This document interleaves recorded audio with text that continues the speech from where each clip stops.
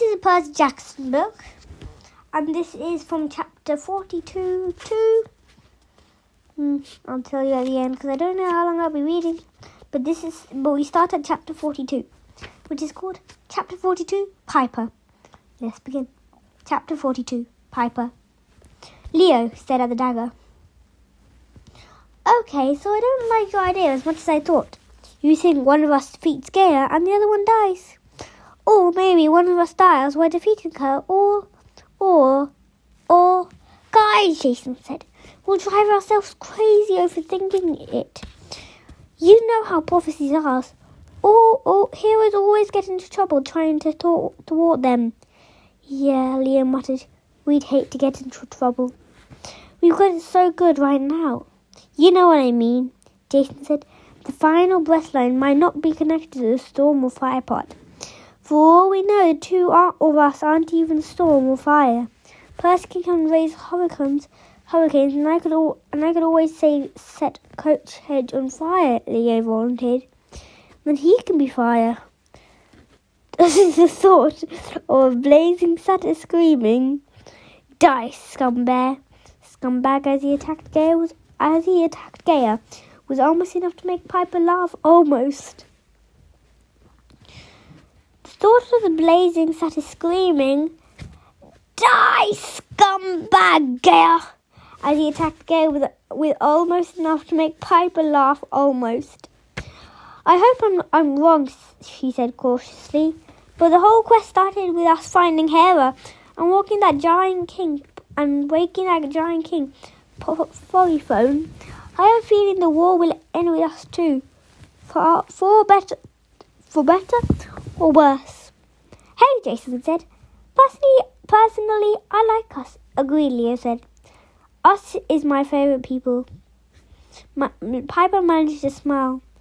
She really did love these guys. She wished she could use her charm stick on the fates to describe a happy ending and force them to make it come true.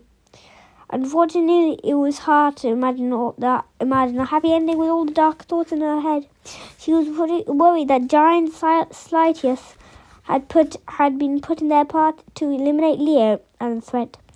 If so happened, Gaia was also trying to eliminate Jason without storm or fire. Their quest wouldn't succeed. As this wintry weather bothered her too, she felt certain it was being caused by something more than just Diocletian's scepter.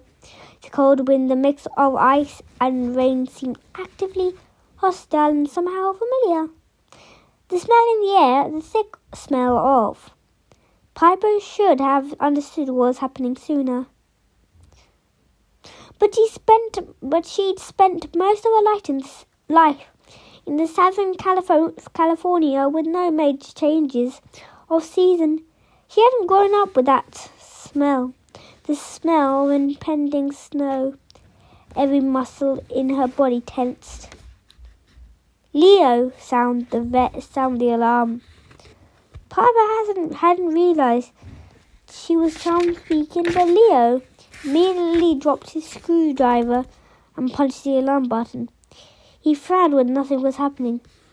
Oh, it's disconnected, you remember. Festus is shut down. Give me a minute to get the system back online. We don't have a minute. Fires, we need vials on Greek. Fires, we need vials of Greek fire. Jason, call the winds. Warm, southerly winds. Wait, what? Jason said it. I'd heard in confusion. Piper, what's wrong? It's her. Piper snatched up her dagger. She's back. We have to. Before she could finish, the boat listed to port. The temperature dropped so fast that the sails crackled with ice. The bronze shield along the rails popped like over-pressured soda cans. Jason drew his sword, but it was too late. A wave of ice spectacles swept over him, coating him like a glazed donut and freezing him in place. Under a layer of ice, his eyes were wide with amazement. Leo, flames, now! Piper yelled. Leo's right hand blazed, but the wind swirled him and doused the fire. Leo clutched the academic sphere as a final cloud of sleet lifted him off his feet. Hey, he yelled. Hey, let me go! Piper ran towards him, but a voice in the storm said, "Oh, yes, Leo Voldex, I will let you go permanently." Leo shot skyward like he'd been launched from a catapult. He disappeared into the clouds. No! Piper raised her knife, but there was nothing to attack. She was desperate at the stairwell, hoping to see her friends charge into the rescue. But a block of ice had sealed the hatch. The whole lower deck might have been frozen solid. She needed a better weapon to fight with something more than her voice. A stupid fortune-telling dagger and a cornucopia that shot ham and fresh fruit. She wondered whether she could make it to the ballista. Then her enemies appeared, and she realized that no weapon would be enough. Standing amidship was a girl in a flowing dress of white silk. Her mane of black hair pinned back with a circlet of diamonds. Her eyes were the colour of coffee, but without the warmth. Behind her stood her brothers, 2 young men with purple feathered wings and stark white hair and jagged swords of celestial bronze. "No, so good to see you again, Mater," said Kyone, the goddess of snow. "It's time we had a very cold red ribbon." Chapter 43. 43? Yeah, chapter 43. Piper didn't plan to shoot blueberry muffins. The cornucopia must have sent her distress as though she had a visitor, as thought she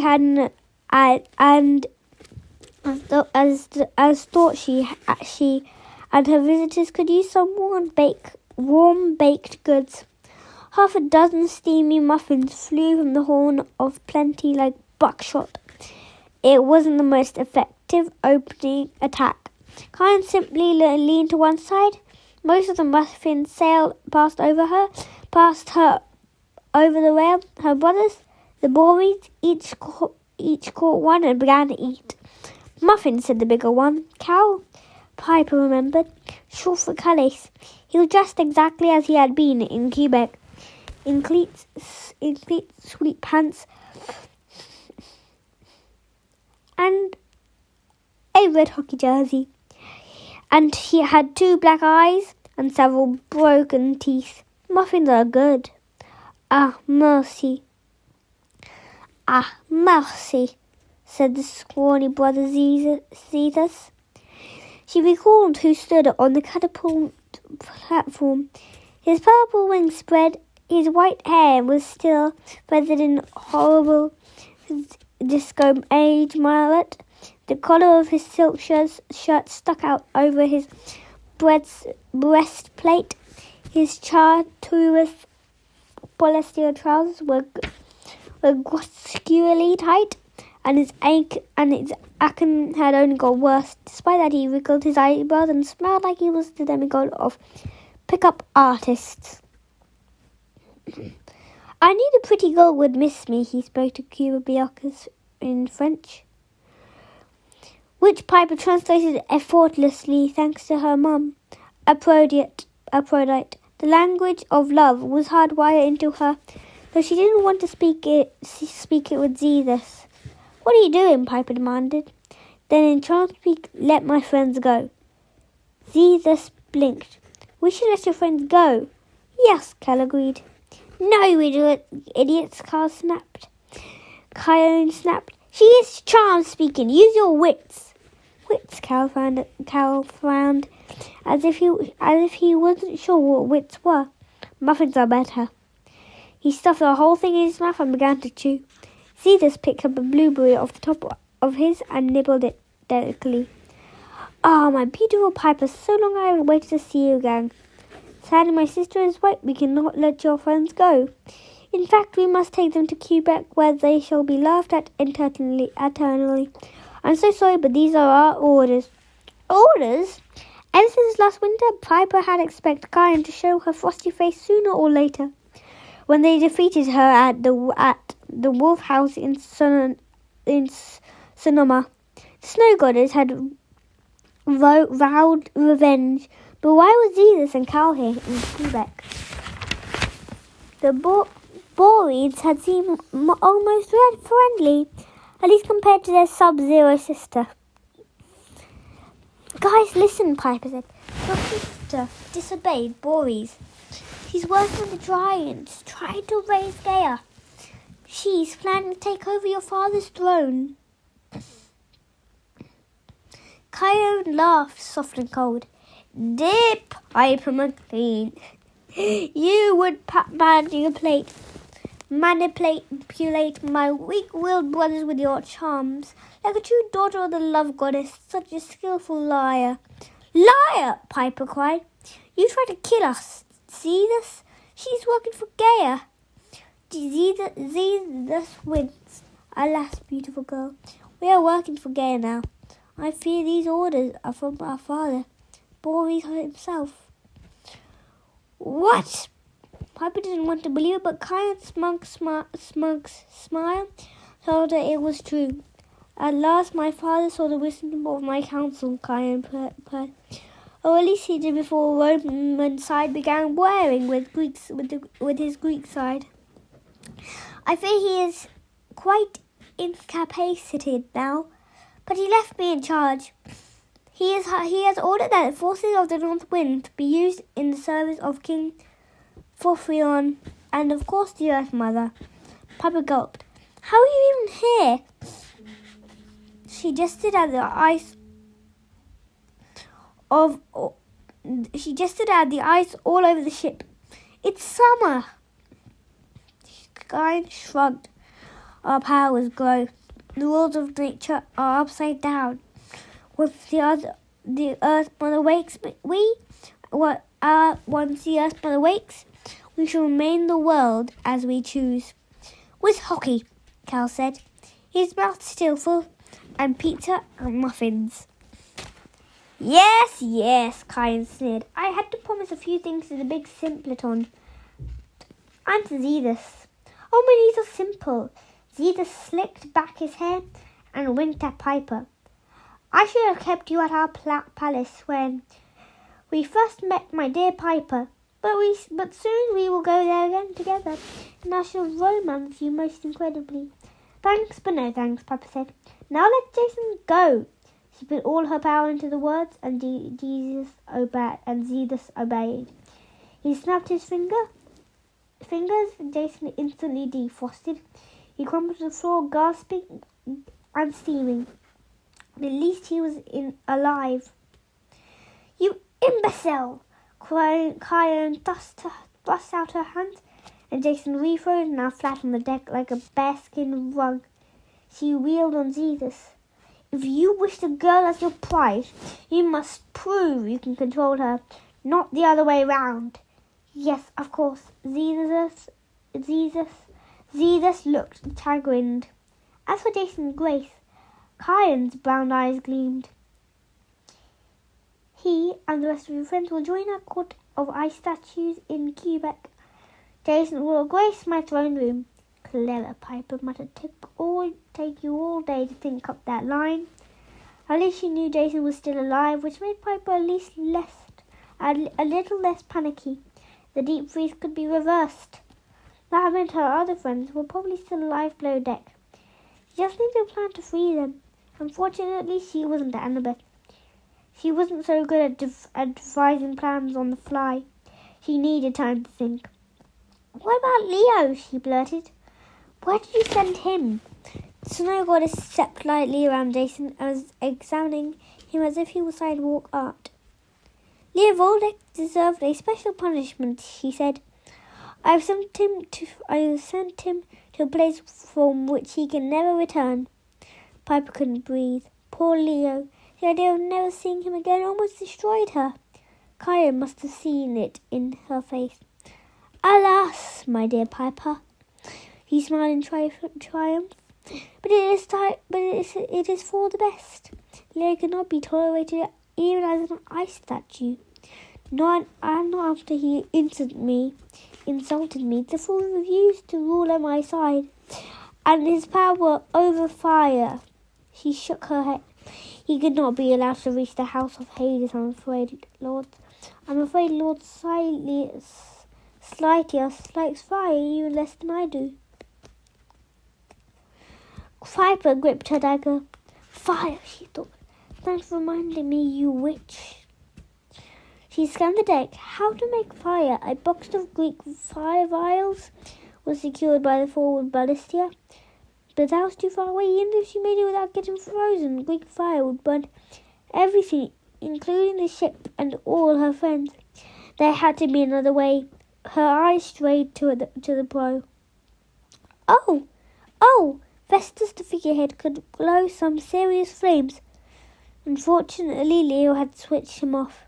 Piper had no idea how to reactivate him. She would never have time to figure out the right control of the ship's console.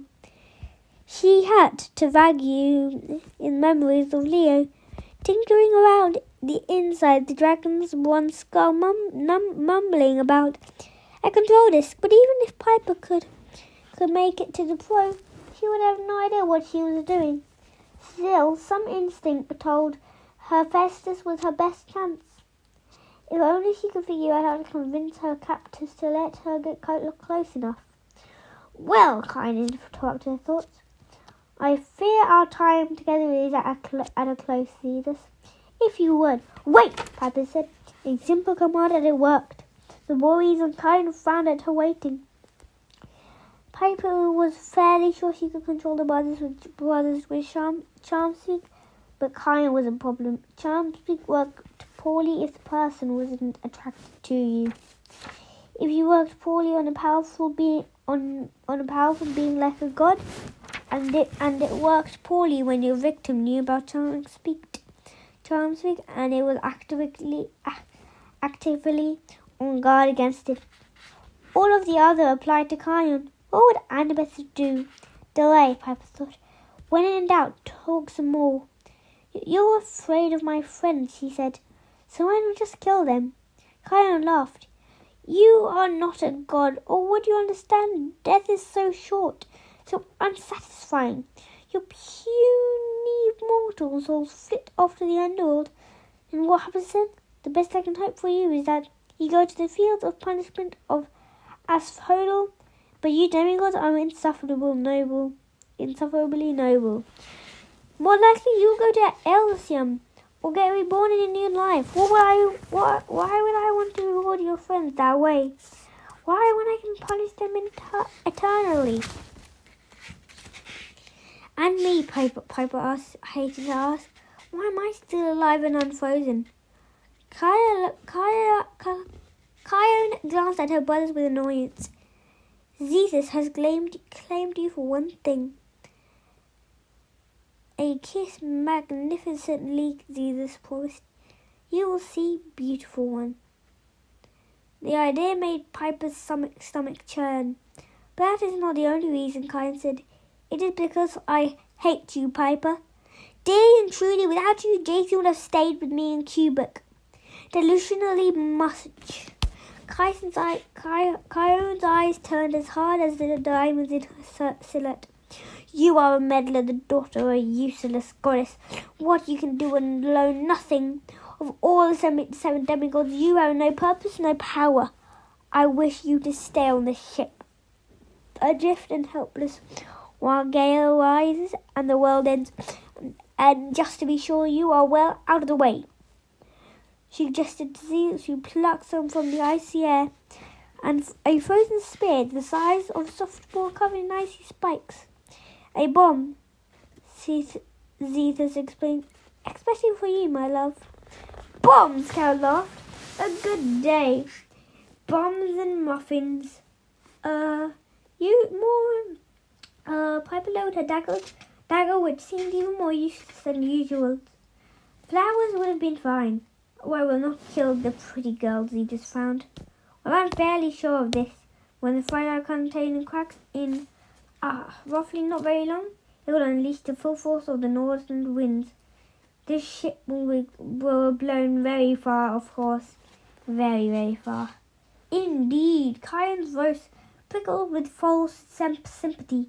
We will take your friends for our statue collection, then unleash the winds and bid you goodbye.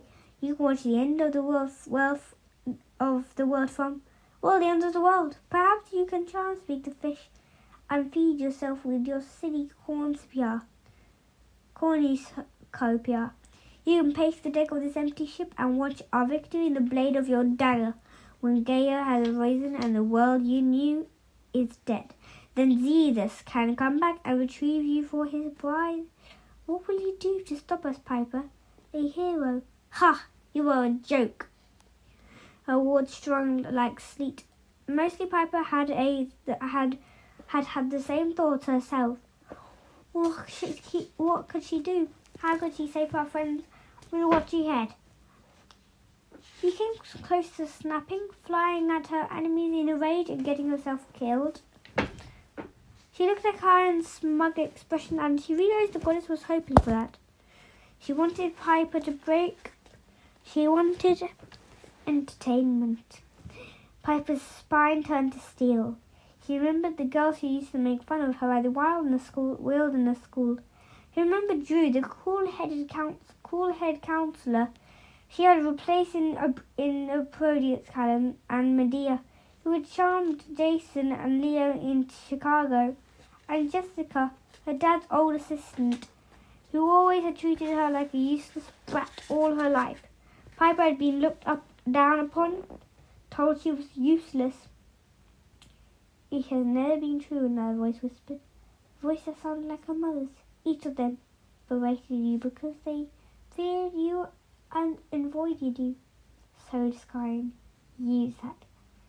Piper didn't feel like it, but she managed to laugh.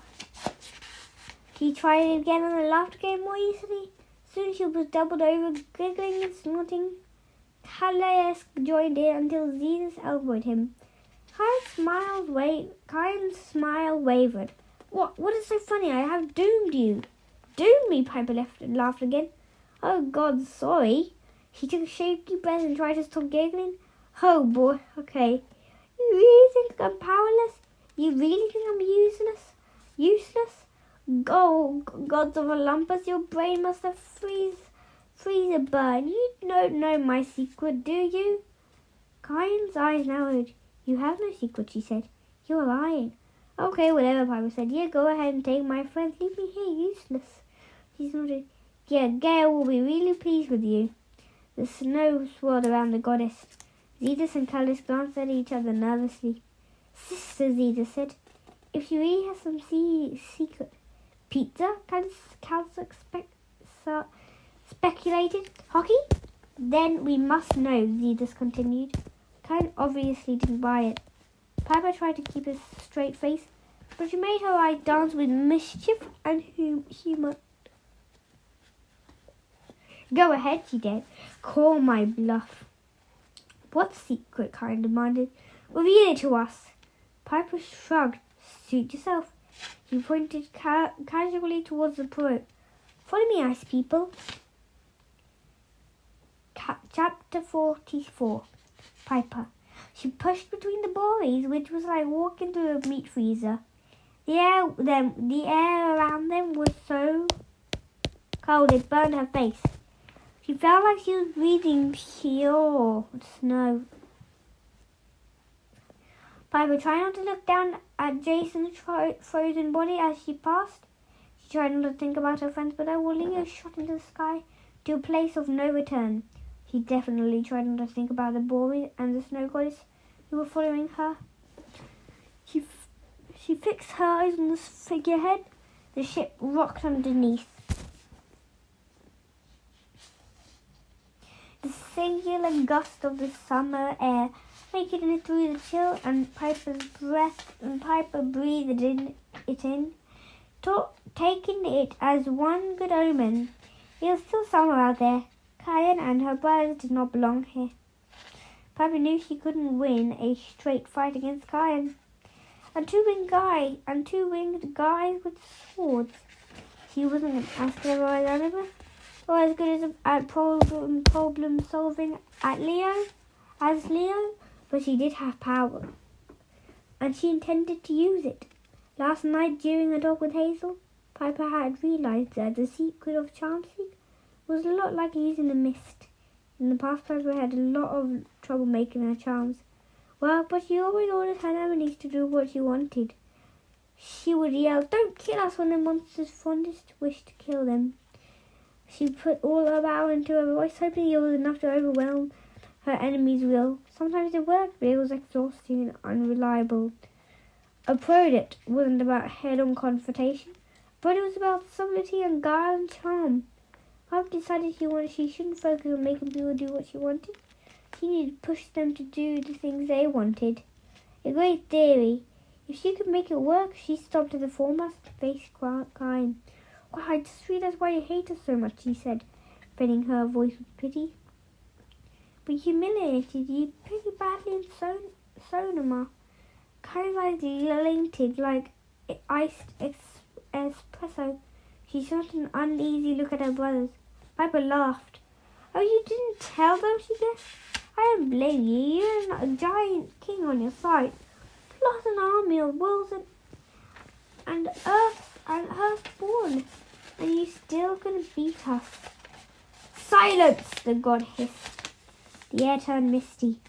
Piper felt frost gathering on her eyebrows and freezing her aching arms, but she finished a smile.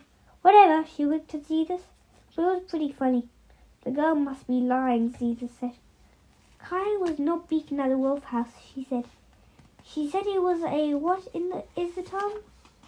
A tactical retreat." "Treats," Cal asked. "Treats are good."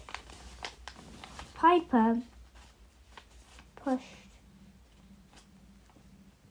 the big guy's chest playfully. "No, Cal, he means that your sister ran away." "I did not," Kine shrieked. "What did Hera call you?" Piper mused. "Right, a D-list goddess." She burst out laughing again, and her amusement was so genuine that Zeus and Cal started laughing too. "That is Tressbon," Zeus said. "A D-list goddess?" "Ha ha," Cal said. "Sister ran away, ha." Kian's white dress began to seam. Ice formed over Zeus and Cal's mouth, plunging them up. "Show us the secret of yours, Pilot McLean," Kian growled. "Then pray I leave you on this intact.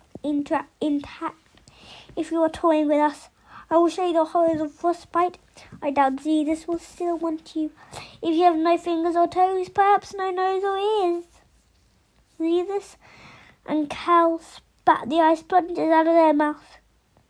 "The pretty girl will look less pretty without a nose," Zeus admitted. Piper had seen pictures of frostbite victims. The threat terrified her, but she didn't let it show. "Come on then," she led the way to the pro, humming one of her dad's favourite songs, "Summertime." When she got to her figurehead, she put her hand on Festus's neck. His bronze scales were cold. There was no hum of machinery. His ruby eyes were dull and dark. "You remember our dragon?" Piper asked. Kine scoffed. "This cannot be your secret. The dragon is broken. Its fire is gone." "Well, yes." Piper shrugged the dragon's snout. "He didn't have Leo's powers to make gears turn or synchronize spark. He couldn't sense anything about the workings of a machine. And she could do all she could do was speak her heart and tell the dragon what she most wanted to hear. Festus is more than a creature. He's a living creature." "Ridiculous," the goddess spat. "Zeus and Cal scattered the frozen demigods from below. Then we shall break open the sphere of winds." "You could do that," boys, Piper agreed. "But then you wouldn't see Kian humiliated." "I know you'd like that." The boys hesitated. "Hockey?" Cal asked. "Almost as good," Piper promised. "You fought at the side of Jason and the Argonauts, didn't you? On a ship like this, the first Argo." "Yes," he disagreed. "The Argo. Much like this, but he did not have a dragon." "Don't listen to her," Kian snapped. Piper felt like ice forming on her lips. "You could shut me up," she said quickly. "But you want to know my secret power? How I'll destroy you and Gaia and the giants?" Hatred ceased in Kian's eyes, but she withheld her frost. "You have no power," she insisted. "Spoken like a D-list goddess," Piper said. "One who never gets taken seriously, or who always wants more power." She turned to Festus and ran her hand behind his metal layers. You're a good friend, Festus. No one can truly deactivate you. You're more than a machine. Kai doesn't understand that. He turned to Boris. She doesn't value you either, you know. She thinks she can boss you around because you're demigods, not full-fledged gods. She doesn't understand that you're a powerful team. Team, Cal grunted. No, the Canadians? He had to struggle with the words until it was more than 2 syllables. He grinned and looked very pleased with himself. Exactly, Piper said. Just like hockey team. The whole thing is greater than the parts. Like a pizza, Carol added. Piper laughed. You are smart, Carol. Even I underestimate you. Wait, now, was he to protect? I am smart also, and good looking. Very smart, Piper agreed, ignoring the good looking part. So put down the wind bomb and watch Kai get humiliated. Zeus grinned. He could crouch and roll the ice sphere across the deck. You fool! Kai yelled. Before the goddess could go after the sphere, Piper cried. Our secret weapon, Kai. We're not just a bunch of demigods. We're a team, just like Festus isn't only a collection of parts. He's alive. He's my friend. And when his friends are in trouble, especially Leo, he can wake up on his own. She wheeled all her confidence into her voice, all her love for the metal dragon, and everything he'd done for them. The rational part of her knew this was hopeless. How could he start a machine with emotions? But Aprodia wasn't rational. She ruled through emotions. She was the oldest and most primordial of the Olympians, born from the blood of Uranus, churning in the sea. Her power was more ancient than that of Hephaestus or Athena, or even Zeus. For the moment, nothing happened. Karen glared at her. The bodies began to think of their days, looking disappointed. Never mind our plan, Karen thought. Kill her! As the boys raised their sword, the dragon's metal skin grew warm under Piper's hand. She dived out one of the way, tackling the snow goddess, and Festus turned his head 180 degrees and blasted the boys, vaporizing them on the spot. For some reason, Jesus' sword was spared. It clung to the deck, still steaming. Piper scrambled to her feet. She spotted the sphere of winds at the base of the foremast. She ran for it, but before she could get close, Kai materialized in front of her in a swirl of frost. Her skin glowed bright enough to cause a snow blindness. You're miserable, she hissed. You think you can defeat me, a goddess? At Piper's back, Festus roared and blew steam. But Piper knew he couldn't breathe fire again without hitting her too. About 20 feet behind the goddess, the ice sphere began to crack and hiss. Piper was out of time for subtlety. She yelled and raised her dagger, charging the goddess. Karen grabbed her wrist. Ice spread over Piper's arm. The blade of Cato twist turned white. The goddess's face was only 6 inches from her. Karen smiled, knowing she had won. A child of Aphrodite, she chided. You are nothing. Festus squeaked again. Piper could swear he was trying to shout encouragement. Suddenly her chest grew warm, not with anger or fear, but with love for that dragon. And Jason, who was defending on her and her friends, trapped below. And Leo, who was lost and would need her help. Maybe love was no match for ice. But Piper had used it to wake a metal dragon. Mortals did superhuman feats in the name of love all the time. Mothers lifted cars to save their children. And Piper was more than just a mortal. She was a demigod, a hero. The ice melted on her blade. Her arms steamed under Kayan's grip. Still underestimating me, Piper told the goddess. You really need to work on that. Kayan's smug expression folded as Piper drove her dagger straight down. The blade touched Kayan's chest and the goddess exploded in a miniature blizzard. Piper collapsed, dazed from the cold. She heard Festus clacking and wiring, the reactive alarm bells ringing. The bomb! Piper struggled to rise. The sphere was 10 feet away, hissing and spinning as the winds inside began to stir. Piper dived for it. Her fingers closed around the bomb just as the ice shattered, and the wings exploded.